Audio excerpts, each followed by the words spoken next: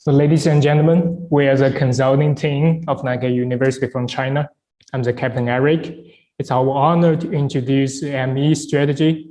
And our proposal can be divided into 4 parts: overview, enterprise, strategy, and the implementation. First, let's welcome Colin to introduce the background.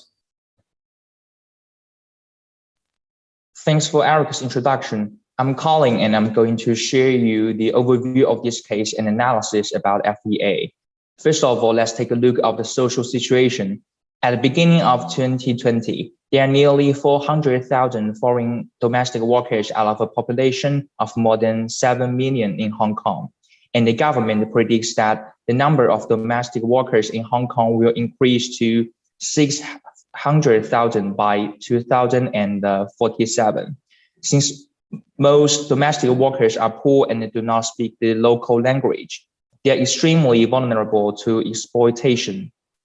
In the world, although foreign domestic helpers play an important role in Hong Kong's economy, they are being exploited in the form of debt slavery.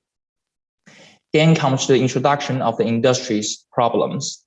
Through our analysis about the law, the cross-border nature in the industry, and the different regulations make it difficult for the government to cooperate effectively with law enforcement agencies. From the market side, there is information asymmetry and a lack of transparency in the market, which led to many problems about regulation. As for government, domestic employment agencies are large and scattered, which is difficult for government to supervise them. Part 2 is the analysis about our company FEA. For too long, employment agencies have been making money from doing a bad job. Employers are charged for bad customer service, while agencies secretly charge domestic helpers too. This illegal practice leaves domestic helpers in debt and it fails employers. When the helper is fired or quits, the agency makes more money by charging replacement workers. Meanwhile, the domestic helper gets further into debt as she borrows more money for a new job. However, FEA charge fees to domestic helpers. It works for the interests of everyone. It's a win-win-win situation. For domestic helpers, they start their jobs free from recruitment debts.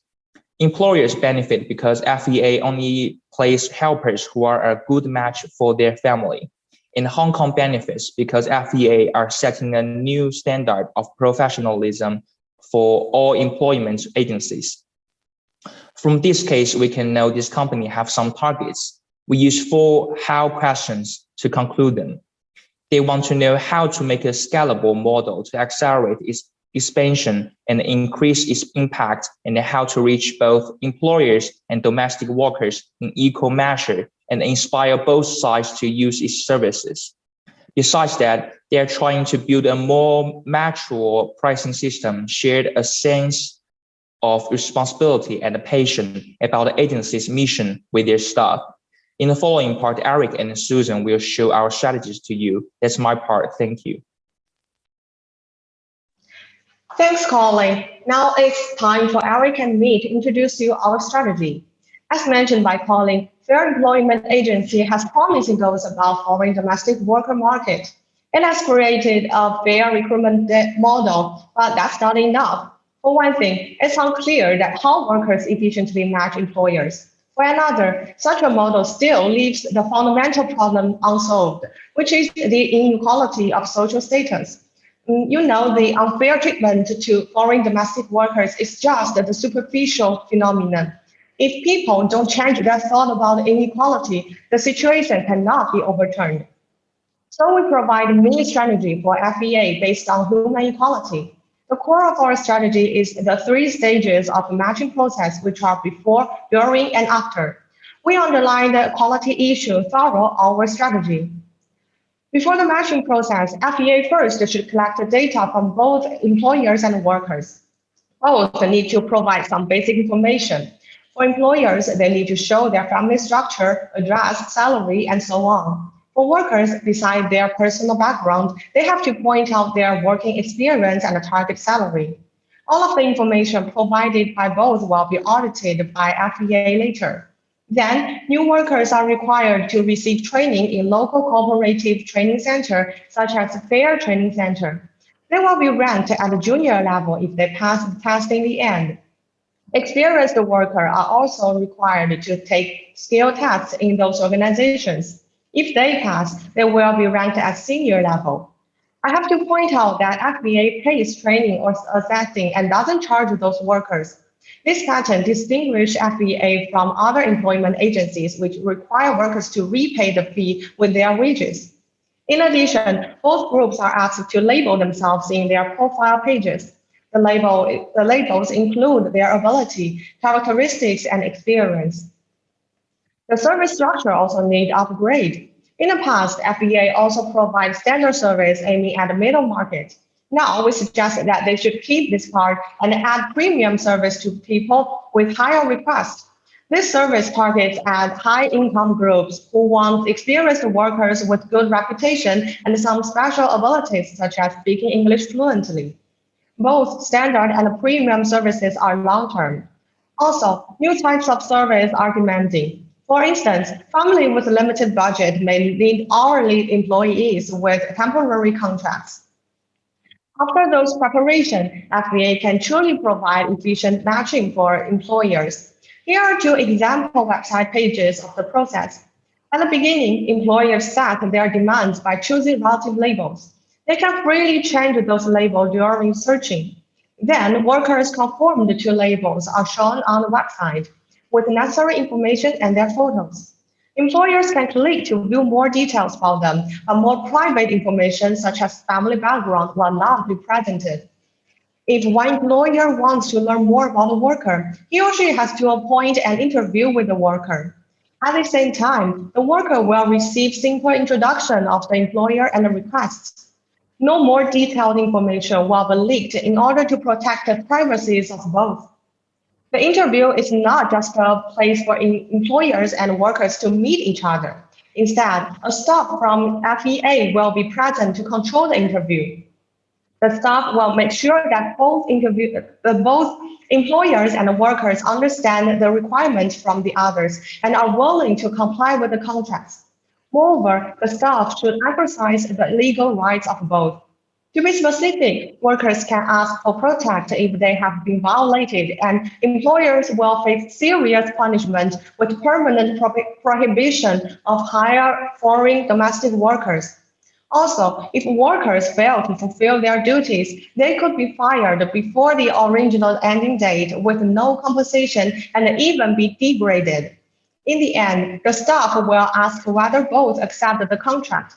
If yes, the employer will sign the contract and pay for service charge. The staff will start routine work to ensure that the worker will appear in time. If not, no matter who raised the disagreement, the staff will remove their bonds and help rematch. That's to say, workers also have the freedom to refuse jobs offered by specific employers. After the worker arrives, there is a probationary period lasting probably 2 weeks for both to adapt. During this period, the worker is paid a lower salary than normal. If both are satisfied with each other, the employment continues as ways the contract has determined. If anyone wants to terminate the contract, he or she can ask for a rematching. The worker should pay for her own transportation fee back to home, and the employer will have a rematching without extra service charge, although necessary fee for a new worker is unavoidable. During the formal period, FEA should make regular telephone return visits to both workers and employers with the help of artificial intelligence. This action aims at ensuring that both have obeyed the contract and fulfilled their obligations. After the termination of the contract, both give feedback on each other in the forms of scores and label comments. These feedbacks will be added to their profiles for later employers and workers to refer.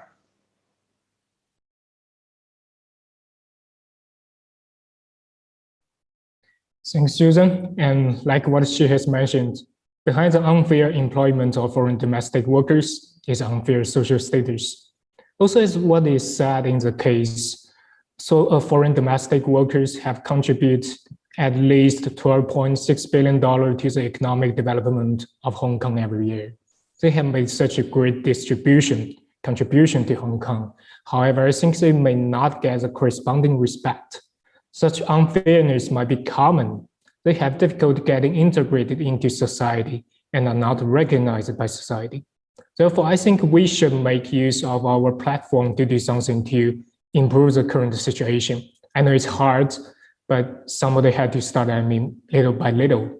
And first, I'm sorry, some of the storylines have not been scanned. What we want to experience here is we hope to create more connection between domestic workers and society to cultivate mutual understanding and trust.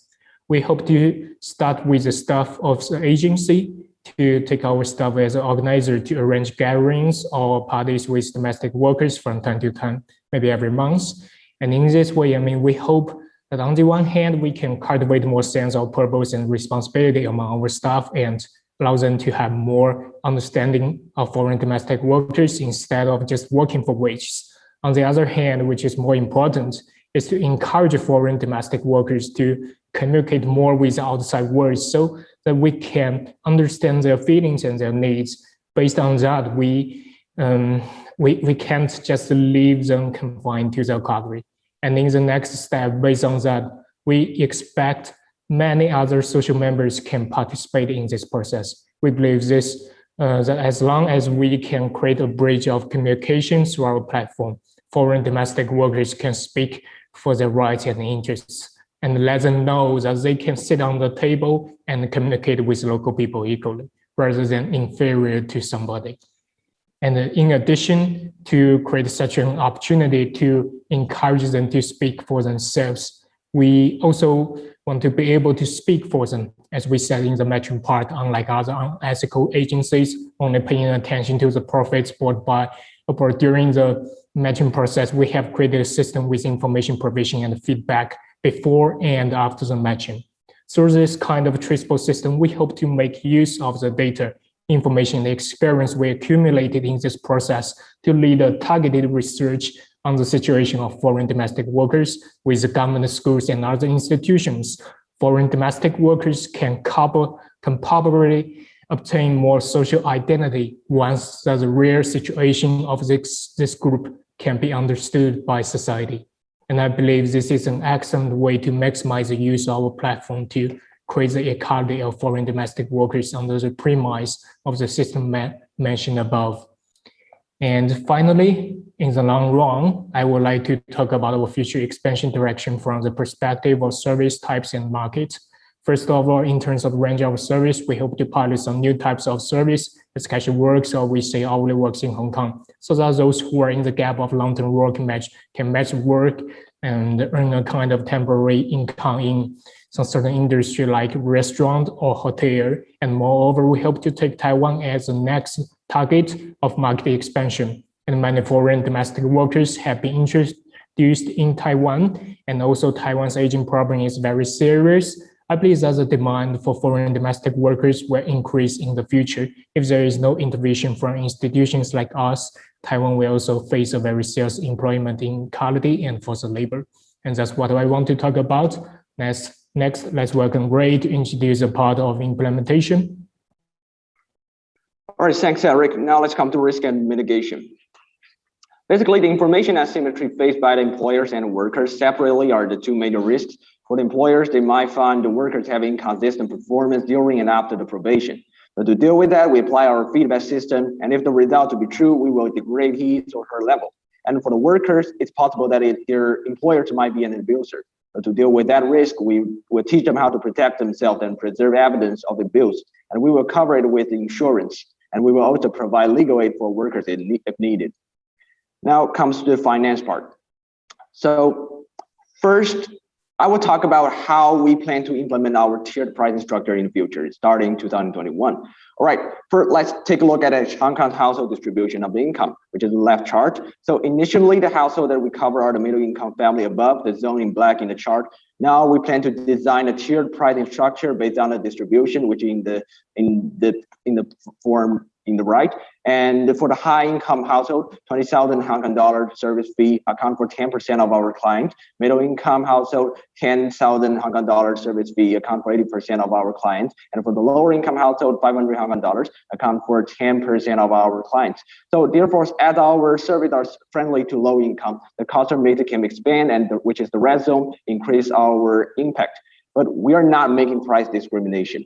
Workers' level and the complexity of the service he or she can to provide is charged for different service fee. For example, for the employers who are willing to pay for the premium, we will introduce them skillful workers. But for the lower income employers, the part-time worker will be their choice. So anyway, the weighted value will be 10,500 HKD, which will generate 5% higher revenue. However, we do this not because we want to make more profit. Instead, what we want to do is to prove the profitability of our model and set an example for other enterprises to imitate. Now, for the second part of finance, I want to talk about the operating costs and our business expansion. So as we are non-profit, we provide a strong assumption that all the revenue are used to cover operating costs in 2020. Even if this assumption is inaccurate, it doesn't change the quantitative result conclusion here. And actually, it's actually more visualized for us to understand how much cost we can save. And indeed, there is a tendency of declining operating costs here, mainly because of economic scales determined by the features of the business. Anyway, the operating cost share over total revenue may decrease from 100% to 80% in 2025, which is a 4% drop per year. And moreover, we also expect in this expansion of customer bases, we estimate placement number will double compared with benchmark. Now, finally, a chart here. For convenience, we don't consider interest rate and inflation rate, which doesn't change the quantitative conclusions. So what I want to emphasize is that there is a considerable safeguarding or surplus, which is 11 million. Firstly, half of our every year surplus will be used to subsidize workers' education. By the end of 2024, all the education fee can be covered. Then there will be around 5.4 million left for other uses, like further expansion to other markets, website construction, and etc. So in general, half of our surplus used for education and 30% for business expansion and 20% for other uses. So the fund for our strategy is fully sufficient. And now finally for the timeline. We need about 3 years to construct the online system constructions, like the database, online interactive website, etc. And for our personalized service design, we will need about 1.5 years to do the survey and design and promote.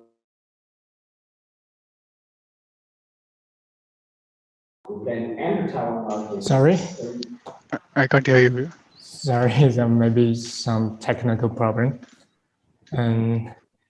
So sorry, I will take his job to continue for the last part. So in 2023, we will need about 1.5 years to the survey and design, and we hire for business expansion to other markets. We plan to enter Taiwan market in the third quarter in 2023, and eventually establish our business in the local market in the end of 2025. And for the education subsidies, it needs about 3 years to fully cover the educational expense. We originally also want to talk about our future vision of the whole industry, but how it eventually leads to destruction of originally unstable market and create of new ethical industry. However, it's hard to qualify the effect FEA micro agents can generate for the micro situation. So we want display it here, and that's all for our presentation. Thank you for your time and contention and listening, and we are pleased to answer any question you may have. Thank you for the presentation. It's now time for the Q&A session. Let's hear the first question. Thank you.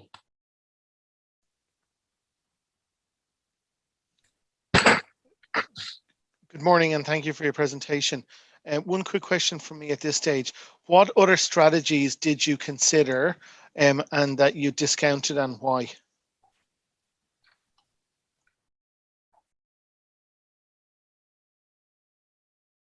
Sorry, I'm not sure whether I have understand your question is what other strategy that we have to what to Did you prepare with? consider, was there other strategies that you considered, but you, as a team, you decided no, that wasn't the right strategy to go with, and why was that?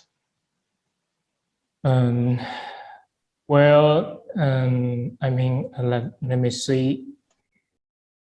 Okay, yeah, we have sometimes to consider whether we can cooperate with other big companies like KPMG to deep our cooperation with them. You know, we already have cooperation with them, but we have considered the possibility that if we cooperate with them further, whether we can have what we want. But actually, we dismiss this strategy because we think we cannot really have our workers get what they want. We want equality, but it is not such a good try if we cooperate with some big companies like KPMG. We have to start from people to people. We say to C, yes, we are platform from customer to employee, but we can't just start our business or we say expand our business to the to C platform to some big companies. That might be a choice, but we didn't take it into our strategy. I mean the 2C part. Thank you. So a question from me, when one of your recommendations is related to tiering and differentiating your services, did you consider that it is easy to copy this? So if you start with this, there are other service providers who would easily copy this, and then that will just increase competition. So let me answer your question. Yeah, we know that if we want to build something like industry creative, so we make this strategy to ensure that everyone can copy our model. Because I don't think that there is any difficult for other company to do the same thing. Like let me see. Please turn to the front page, maybe page 5. No, page 7. Yeah, this page. So, because we mentioned that our strategy is based on 3 stages. The first is before the matching stage, and during the matching stage, and after the matching stage. So, for every company, they need to collect the data from both employers and the workers. And during the matching process, they all have the technique to have an efficient match. I think because we use something like labels to identify different people. So with this technology, every country can do, every company can do efficient matching process. And in the last part about after sale service, I think if they want to ensure that their service have a good ending, every company need to do more something like return visit, and it may be cost a lot. It may be a little bit costly, but if they want to continue their industry, this part is necessary. So actually, we think this is a copyable choice for every company. Yeah.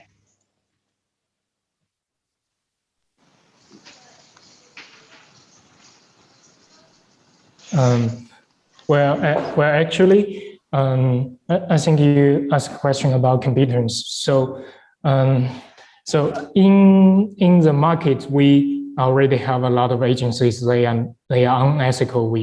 They only care about the profit during the matching, because they don't care. Actually, they don't care much about before or after, and we are an agency caring about before, during, and after. So we will have a competence. We will have an advantage in this area. But actually, I mean, yes, we are not a company who is aiming to gain profit. I think we are kind of social enterprise, social platform. We encourage others to do like us. We actually, I think we really want others to do like just us, to create a social trend to help foreign domestic workers to have a better equal opportunity to work in Hong Kong. So that's my idea. Two quick questions for me, if I can. The first one is, you mentioned around tiering of the fees. How are you going to make sure that people are going to answer that honestly? Because it's obviously in their best interest to just say that they're on a lower income level so they don't get charged as much. And secondly, you made reference to you will have someone from FEA at all of the interviews. How many additional staff do you think you will need to employ?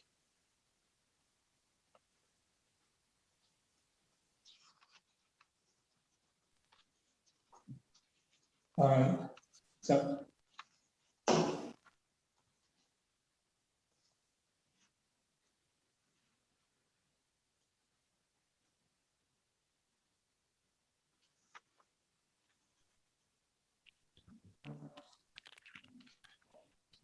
All right, can you see me now? I just moved to another classroom now. There's connection problem. Sure, yes, we can. All right, so you mean the first problem that whether they will say they were the lower income, right? They were cheated, right? Is that Correct. a problem? Okay, I think you misunderstand our strategy. No, it's not a kind of price discrimination. We don't need to identify our customers. It's not the case that you are in low income household, then we will give you, we will allow you to pay for 500 Hong Kong dollars. And if you're the high end, you're about to pay for 220,000. No, it's not the case.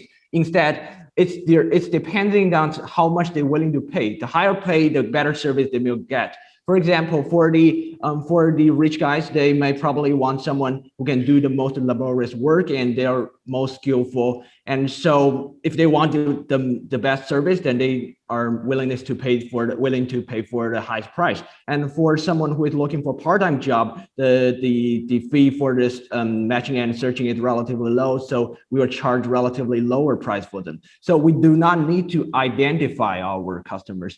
The only thing that we need to do is to let them to make their choice, which service they want, and we introduce to them. And what's your second question again? Sorry, second question was, you make reference to an FEA representative is present at all of the interviews.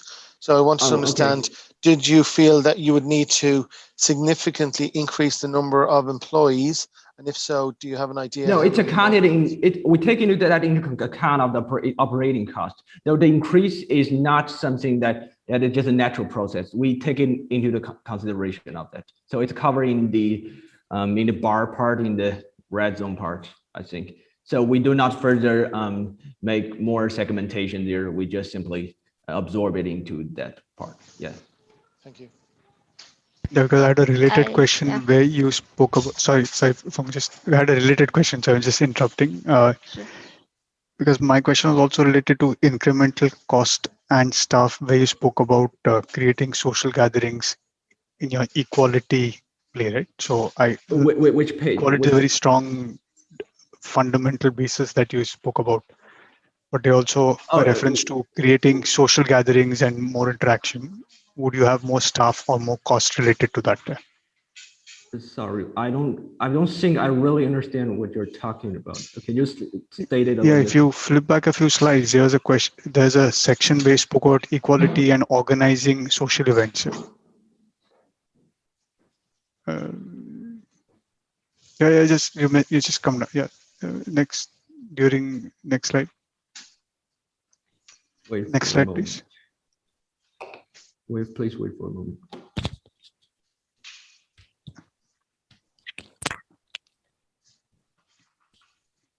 Can you go to the next slide, please? Wait for a moment. I can't find my mute. I think it's on slide 13 that you mentioned about it. Slide 13, that's right. All right, sorry. Yeah. Sorry, I didn't catch your question. So here, where you're speaking of equality and more connections and more opportunities, my question was related, saying, would this increase your staff requirement and operating cost? And have you factored that in your financials? Oh. That's my part. That's my part. All right. Okay. All right. This. Am I about myself? No, we can hear you. Yeah. Okay. So as you can see here, there's others. It can fully covered here. This is really sufficient funding, much more sufficient than you consider. Really sufficient money for that. Sure. Okay, so I have some more questions. Have you gone into the analysis of the cost of implementation this what do you call this portal? Which strategy you mean? You know, the matching system that you're developing. The matching system. It takes you about 3 years, right? So have you gone into the cost analysis of that? And also, have you discussed about the impact in terms of like the growth potential for the company when you like introduce this new system? Although you're saying it's aimed for non-profit organization, but it's still the business model has to be vital, right? So my last question would be, what would be the competitive advantage of this company? Competitive advantage, right? Yes. All right. We actually, you kind of misunderstanding the purpose of this company. No, we don't afraid of competitors. Actually, we want competitors just like us. First, we need to ensure that we can outbeat the unethical, that means the bad agencies. First, we need to ensure that we can drive them out of the market. And of course we can do that because we charge for lower fee, we provide better service. Both employers and workers are more willing to come for us for better service, for cheaper service fee or placement. We are free of placement fee, remember? But so it's not the problem that we can easily beat our competitors for the bad agencies. The problem is about how we are going to deal with the relationship of us with the good agency which is actually a kind of competitors that we actually want to increase. We do not afraid of competitors. Instead, we want there to be more and more competitors just like us, so that we can eventually lead to an industrial standard and eventually transform the old market into a completely new kind of market. So even eventually it turned out to be we come to a bankrupt, we finalize our goal as well, right? We are not. The purpose for it is not profit anymore. What's the thing that we want to do is, after all, is to create a new industry. That's what we want. So we don't care about the competitors. We want competitors. That's something that we want it to happen. Okay, thank you. How about the first two questions? Have you come into the cost analysis and also the impact on the potential growth of the company after introducing this new? So if you're talking about the database and the database budget, we included into the 20%, I mean the others. And if you're talking about something that is related to the business expansion, probably you need a better website, you need a better service center, then this is included in the business, 30%. The budget is fully sufficient. And actually there probably even be more surplus. And if there's even more surplus, we will do it with charity. Yes. Yeah, you've made reference to the budget a number of times. Can you break down what's in the budget? Where you mean there? Yes. Budget for what? So you've said here 5.4 million for expansion. Oh. This is because we calculated there are saved costs in total. There is 11 million Hong Kong dollars. And since half of them used to subsidize the education for the workers, and there will be 50% left, that is a 5.398 million Hong Kong dollar left. These are the budgets for the business and others, which includes the construction of the website, construction of the for the publicity, and also included some other money for us to expand our business. Time's up. Sorry. So thank you all. The judges will now stay in the room to deliberate. Their team will place you in the in the waiting room, and will bring you back into this feedback session in 8 minutes time. Everyone else, please kindly leave the room, and we'll see you later for the result.